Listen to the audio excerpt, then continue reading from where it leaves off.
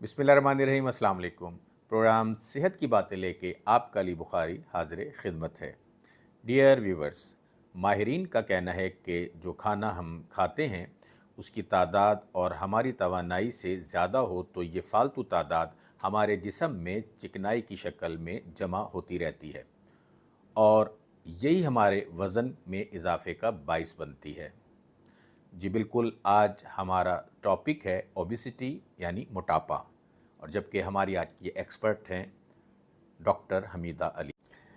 जी अस्सलाम वालेकुम डॉक्टर हमीदा अली। वालेकुम अस्सलाम। डॉक्टर हमीदा, आपको एक बार फिर हम काशान आसरा में खुश आमदीद कहते हैं, वेलकम करते हैं और जी आयन आखिर हैं कि आप यहाँ तशरीफ़ लाएँ। जी, बहुत शुक्रिया आपका मुझे दोबारा मदऊ करने के लिए। जी डॉक्टर साहब, जैसे आपको पता है कि आज का मौजू जो बड़ा अहम है ये है मोटापा। अच्छा, इसको उम्मुल अमराज कहा जाता है, ये है क्या मोटापा असल में?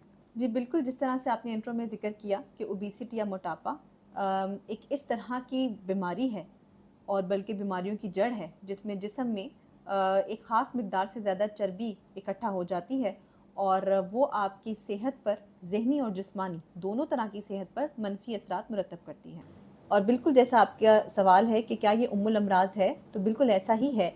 बहुत सारी ऐसी बीमारियाँ हैं जिनकी जड़ मोटापा है और जिसमें अगर मैं एग्जांपल्स देने लगूँ तो हाई कोलेस्ट्रॉल लेवल, जैसे जिस्म में जब चर्बी ज़्यादा जमा होती है तो इसी तरह खून के अंदर भी चर्बी की मिकदार बढ़ जाती है और अगर इस तरह से होता है तो इससे जो है हाई ब्लड प्रेशर हो सकता है। इसके अलावा अगर यही जो चर्बी है ये दिल की शरियानों में जमा होने लगे तो आपको दिल के अमराज लाहक हो सकते हैं। अगर दिमाग की शरियानों में जमा होना शुरू हो जाए तो आपको स्ट्रोक यानी खुदा न खास्ता फालिज के मसले हो सकते हैं। इसी तरह से ये तो हाई कोलेस्ट्रॉल लेवल है, लेकिन अगर आप देखें तो इससे जो ओबेसिटी है, मोटापा, इससे हार्मोनल चेंजेस भी बॉडी में बहुत आते हैं, जिसकी एक एग्जांपल डायबिटीज़ है, एक एग्जांपल थायरोटॉक्सिकोसिस है, थायराइड के हार्मोन्स के डिसऑर्डर्स होने लगते हैं। आजकल यंग बच्चियों में पीसीओज जिसको कहते हैं पॉलीसिस्टिक ओवेरियन डिजीजेस, ये यंग लड़कियों में मोटापे की वजह से हो रहा है। ठीक है, इसी तरह से अक्सर लोगों को सांस लेने के अंदर मसाइल होते हैं, वो भी मोटापे की वजह से होते हैं, जिसको हम स्लीप एपनिया कहते हैं। तो मुख्तलिफ अमराज जो हैं उसकी जड़ जो है ये मोटापा है। और जो लोग ज़्यादा ओबीस होते हैं या मोटापे का शिकार होते हैं उनमें बैक एक, कमर का दर्द, जोड़ों में दर्द, ये भी आम तौर पे लोगों से ज़्यादा देखने में आया अच्छा है। डॉक्टर साहब, अभी आपने कोलेस्ट्रॉल की बात की।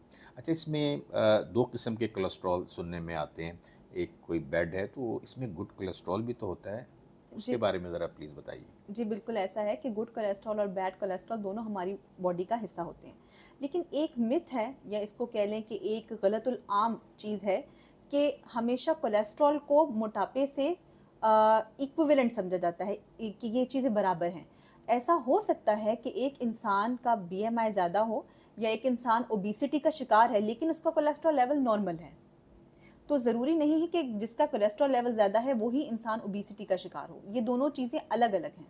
अच्छा, फिर इसके साथ-साथ एक सवाल हम जो और जोड़ लेते हैं कि ये जो एक मोटा एक आदमी है या इंसान है या खातून है, तो एक सेहतमंद यानी मोटापे में और सेहतमंदी में कोई आप फ़र्क ज़रा बताइए? जी बिल्कुल, अगर आप इसका क्राइटेरिया देखें ना, ओबेसिटी एक बीमारी है, हुँ, ठीक है? मोटापा एक बीमारी है और बहुत सारी बीमारियों की जड़ है, जैसा कि हमने पहले भी ज़िक्र किया। जी। लेकिन अब क्या एक ऐसा पैरामीटर है या क्या एक ऐसी मिकदार है जिसको देख के हम कहेंगे कि फलाना बंदा ओबेसिटी का शिकार है या वो नहीं है? तो इसको हम कहते हैं बीएमआई, जिसको कहते हैं बॉडी मास इंडेक्स। इसका एक फ़ॉर्मूला होता है जो कि मैं आपको भी स्क्रीनशॉट की फ़ॉर्म में प्रोवाइड करती हूँ, आप उसको एडिटिंग के दौरान डिस्प्ले भी करवाइएगा ठीक है। और मैं आपके व्यूअर्स से कहूँगी कि वो उसको रोकें और उसको कैलकुलेटर से कैलकुलेट करें कि क्या वो ओबेसिटी का शिकार हैं या वो नहीं हैं। ठीक है? तो बीएमआई का फ़ॉर्मूला है जो कि एक कैलकुलेटेड फ़ॉर्मूला है। वैसे तो इसके मुख्तलिफ फ़ॉर्मूला है, पाउंड्स में कुछ और है, किलोग्राम्स में कुछ और है। मैं आपको सिंपलेस्ट बताती हूँ कि किलोग्राम में वज़न आपका तक़सीम करेंगे अगर हम उसको आपकी हाइट मीटर में और उसका स्क्वायर ले लेंगे हाइट का, तो वो आप डिस्प्ले भी कीजिएगा। तो उससे जो एक फ़िगर बनती है, एक जो फ़िगर आएगी, उसका फिर एक चार्ट हमारे पास होता है यूजुअली हम डॉक्टर्स उसको उसी को देखकर आपको बता सकते हैं कि क्या आप ओवरवेट हैं, क्या आप अंडरवेट हैं, क्या ओबीस हैं, या क्या आप नॉर्मल हैं। मतलब इसमें जो कद है हमारा और जी वो बिल्कुल। बड़ा एक उसकी अहमियत है मोटापे की, अगर हम इसको जी बिल्कुल। कैलकुलेट। डॉक्टर साहबा, अभी हम वजूहात की बात कर रहे हैं मोटापे की, तो ये बताइए जो जहनी दबाव, ये टेंशन, ये भी कोई एक वजह बन सकती है मोटापे की? जब भी स्ट्रेस होता है इंसान को, तो स्ट्रेस हार्मोन्स रिलीज होते हैं, जैसा कि कॉर्टिसोल एक हार्मोन है। जी। ठीक है। उस हार्मोन का जहाँ काम स्ट्रेस में रिलीज होना और बाकी सारी चीज़ें को जो है बैलेंस आउट करना है बॉडी में, डिफरेंट उसके एक्शंस हैं, वहाँ उसका एक काम ये है कि वो किडनीज के ऊपर असरअंदाज होके सॉल्ट यानी जो नमकियात हैं उनकी और पानी की रिटेंशन करवाता है, यानी कि बॉडी में पानी और नमक को जमा करवाता है, जिसकी वजह से आपकी बॉडी का वेट जो है वो 1 से 2 किलो बढ़ सकता है स्ट्रेस की कॉर्टिसोल के लेवल की वजह से।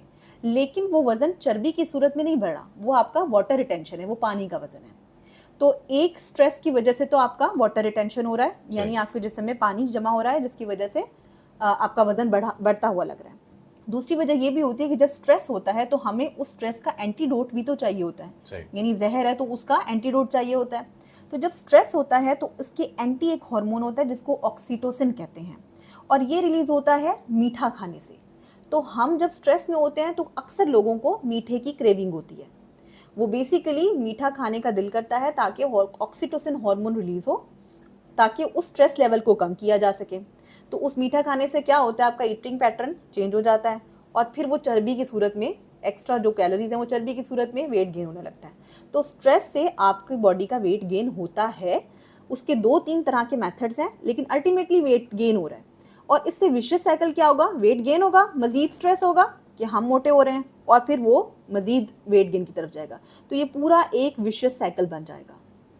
अच्छा, अभी आपने ईटिंग हैबिट की बात की है, तो मैंने कुछ मालिजीन माहिरीन से सुना है, वो ये कहते हैं कि शायद लोग भूख से इतना ना मरें जितना वो खा खा के मर जाएंगे। जी बिल्कुल। तो इस बारे में आपका क्या कहना है? जी बिल्कुल ऐसा है। देखिए, हमारा जो मैदा है ना, वो एक मस्कुलर बैग है, जिसकी एग्जांपल अगर आप सिंपल वर्ड्स में देना चाहें, सिंपलेस्ट वर्ड्स में देना चाहें, तो जैसे एक गुब्बारा होता है जो कि अभी इन्फ्लेट नहीं किया हुआ, उसका साइज़ बहुत छोटा होता है। जब आप उसको उसके अंदर इन्फ्लेट करते हैं, उसके अंदर हवा भरते हैं, तो आहिस्ता आहिस्ता उसका साइज़ बड़ा होना शुरू हो जाता है, यानी उसकी कैपेसिटी बढ़ जाती है। इसी तरह से हमारा जो स्टमक है वो बेचारा एक मस्कुलर बैग है, मसल का बना हुआ एक थैला है। जब आप उसको कम खाने की आदत डालेंगे तो वो कम रहेगा, उसका साइज़ कम रहेगा, और जब आप ज़्यादा खाने की आदत डालेंगे तो उसका साइज़ बढ़ जाएगा, और अल्टीमेटली आपको भूख भी ज़्यादा लगेगी। अब सर्जिकल ट्रीटमेंट भी इसकी की जाती है, जो कि शायद आगे जाके हम मैनेजमेंट की भी बात करेंगे मोटापे की, जिसमें बैरियाटिक सर्जरीज आ रही हैं, जिसमें आपके मैदे का साइज को काटा जाता है सर्जिकली, आपके मैदे को काट के सर्जिकली छोटा कर दिया जाता है, सो दैट कि आपको भूख कम लगे और आप कम खाएं और अल्टीमेटली वेट कम हो। ये हम मॉर्बिड ओबेसिटी में करते हैं। मॉर्बिड ओबेसिटी मतलब कि बिल्कुल ऐसी ओबेसिटी कि अब बंदा अगर मजीद मोटा हुआ तो उसकी जान को खतरा लाक है, तो उस केस में इस तरह की सर्जरीज भी की जाती थी। अच्छा डॉक्टर साहब, यहाँ थोड़ी सी एक और वजाहत चाहूँगा। मैंने देखा है कि बहुत से लोग वर्जिश भी नहीं करते और आराम तलब भी होते हैं, लेटे भी रहते हैं, बैठे भी रहते हैं, मतलब कोई, आपने जिस तरह कहा ना, कोई एक्टिविटी एज सच नहीं है, लेकिन वो मोटे भी नज़र नहीं आते। उनके बारे में आप क्या कहेंगी? जी बिल्कुल, ये आपका जो सवाल है बिल्कुल बजा है, और इसका एक ही जवाब है कि पांचों उंगलियां बराबर नहीं होती। अच्छा। हर इंसान की जो बॉडी एथनिसिटी, उसकी जेनेटिक्स के ऊपर भी ये डिपेंड करता है। कुछ लोगों को फेमिलियल ओबेसिटी होती है, जो उनकी जेनेटिक्स में, उनकी मौरूसियत में मोटापा चलता आता है।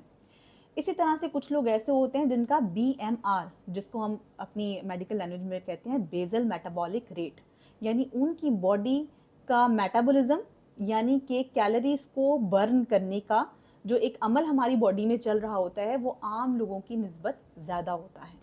कुछ बिल्कुल ही नहीं खाते, वो भूखे ही रहते हैं, वो समझते हैं शायद हमारी कैलोरीज इससे बिल्कुल। जी जी, ये भूख हड़ताल बिल्कुल किसी मसले का हल नहीं है। ठीक, उसकी मैं आपको 3 बेसिक मोटी मोटी जो है ना बुलेट्स में बता देती हूँ कि इसका नुकसान क्या है। कि जब आप स्टारवेशन पे जाते हैं ना, तो आपने अब जैसे नाश्ता नहीं किया, दोपहर का खाना नहीं खाया, लेकिन रात को अब आपको भूख लग पड़ी, क्योंकि इवेंचुअली आपकी बॉडी की फितरत क्यों चाहिए, उसको खाना चाहिए। तो जब आपने सडनली इतना ज़्यादा खाना खाया और आप ये सोच रहे हैं कि मैं तो सुबह से भूखा हूँ, तो इतनी ज़्यादा कैलोरीज इकट्ठी जब आपने ले ली और आपकी बॉडी में एक सडनली एक शुगर लेवल का सर्ज जाएगा, तो ऑटोमेटिकली वो एक्स्ट्रा शुगर आपकी फैट की फॉर्म में डिपॉजिट होनी शुरू हो जाएगी। लेकिन जब आप खाना नहीं खाते तो आपकी बॉडी स्टारवेशन मोड पे चली जाती है। स्टारवेशन मोड बेसिकली है कि जो मैंने शुरू में बात की BMR का जिक्र का लफ्ज़ का जिक्र हुआ, बेसल मेटाबॉलिक रेट। तो जब बॉडी में फ्यूल ही नहीं होता तो बॉडी इवेंचुअली ये सोचती है कि मेरे पास फ्यूल नहीं है, तो वो अपनी कैलोरीज बर्न करना स्टॉप कर देती है, कम कर देती है, जिसकी वजह से आप एक मोड पे चले जाते हैं जिसको एनर्जी सेविंग मोड कहते हैं। तो जब बॉडी कैलोरीज बर्न नहीं कर रही है तो आपकी बॉडी की जो रिक्वायरमेंट है, जब बॉडी कैलोरीज बर्न नहीं कर रही है तो अल्टीमेटली आपको कोई फ़ायदा नहीं हो रहा उतना भूखे रहने का, तो स्टारवेशन मोड पे जाने का कोई फ़ायदा नहीं है। सही। अच्छा डॉक्टर साहिबा, ये बताइए जो हम जानना चाह रहे हैं आपसे कि हमें इस मोटापे से कैसे बचना चाहिए? जी बिल्कुल। अगर हम मैनेजमेंट देखें ओबेसिटी की कि हमें किस तरह से ओबेसिटी को मैनेज करना चाहिए, मोटापे को, तो किताबों की अगर बात करें तो उसमें सबसे पहला लफ्ज़ होता है लाइफस्टाइल मॉडिफिकेशन, जो कि हमारे यूजुअली प्रोफेसर्स का भी फेवरेट वर्ड होता था कि हम दवाइयों से पहले सबसे पहला लफ्ज़ ये होता है लाइफस्टाइल मॉडिफिकेशन, यानी अपने तर्ज ज़िंदगी को तब्दील कर लेना। सही। उसमें ये चीज़ है कि हमारी एक होती है भूख, हंगर, और एक होता है रेकमेंडेड डेली अलाउंस, RDA। भूख ये है कि आप जितना खाना चाहें आप उतना खा लें, और RDA ये है कि आपकी बेसिकली कैलोरीज की रिक्वायरमेंट है कितनी। सही।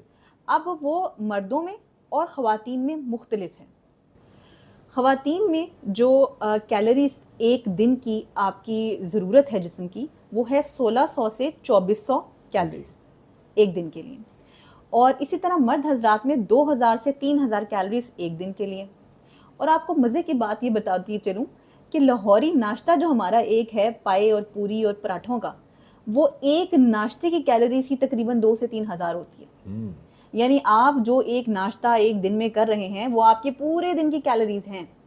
तो यानी कि यही आपके सवाल का जवाब है कि आपने तर्ज ज़िंदगी दो तरह से अपना चेंज करना है। एक तो ये कि अपनी खुराक को चेंज करना चाहिए, उसका पैटर्न, उसका तरीका, और दूसरी चीज़ कि अपनी ज़िंदगी में फ़िज़िकल एक्टिविटी, वर्जिश और दूसरी तरह की जो आउटडोर एक्टिविटीज़ हैं उनको ज़्यादा करना चाहिए। आजकल मोटापा बहुत देखने में आ रहा है और बड़ा यंग लोगों में देखने में मिल रहा है। मेरे पास पेशेंट्स आते हैं वेट रिडक्शन के लिए, जैसे कि मैंने आपको बताया शुरू में कि PCOS वगैरह, ये ऐसी डिजीज़ हैं, ये ऐसी बीमारियां हैं जो कि यंग बच्चों में हो रही हैं, और जब तक वेट रिड्यूस या वेट कम नहीं किया जाएगा ये बीमारियां ठीक नहीं होती। अच्छा डॉक्टर साहिबा, जैसे मुझे महसूस हो रहा है कि शायद मैं वेट गेन कर रहा हूँ, तो अगर मुझे एक प्लेट अगर अपनी तरतीब देनी हो, बनानी हो, तो वो मैं क्या करूँ, क्या मील बनाऊँ? अच्छा, यानी कि अगर हम कैलोरीज काउंट ना कर सकें या किसी वजह से हमें नहीं पता चल रहा कि किसी चीज़ में कितनी कैलोरीज हैं, तो अगर हम एक प्लेटर लिखें, एक गोल प्लेट अगर आप अपने माइंड में ज़ूम करें, ठीक है, अगर आप उसको 4 खानों में डिवाइड कर दें, ठीक है, उसके एक खाने में आती है प्रोटीन, जिसमें एग आ सकता है, कोई अंडा आ सकता है, उसमें फिश आ सकती है, उसके अंदर चिकन का पीस आ सकता है, लेकिन वो भी चिकन का पीस जो कि ग्रिल्ड है या जो ग्रिल्ड है, स्टीम्ड है या बारबेक्यूड है, मतलब वो फ्राई ना हो। तो एक उन 4 हिस्सों में से एक हिस्से में आपका प्रोटीन का डाइट आ गई। दूसरे हिस्से में कार्बोहाइड्रेट आ सकता है, जिसके अंदर चावल हो सकते हैं या रोटी हो सकती है, लेकिन रोटी भी एक छोटे साइज की, जो कि आपकी उस आपने जो एक इमेजिनरी प्लेट को डिवाइड किया उसके अंदर आ गई। बाकी के जो 2 हिस्से हैं उसमें आपका फाइबर आना चाहिए, फाइबर में आपकी सैलड आती है। तो अगर आप आइडियल प्लेट की बात करें तो ये एक आइडियल प्लेट है वेट रिडक्शन के लिए। सही। बहुत शुक्रिया डॉक्टर हमीदा। डियर व्यूवर्स, यकीनन आपने आज डॉक्टर हमीदा की इस गुफ्तगू से ज़रूर इस्तिफ़ादा किया होगा। इन्हीं अल्फाज के साथ आपका अली बुखारी इजाज़त चाहता है। अल्लाह निगहबान।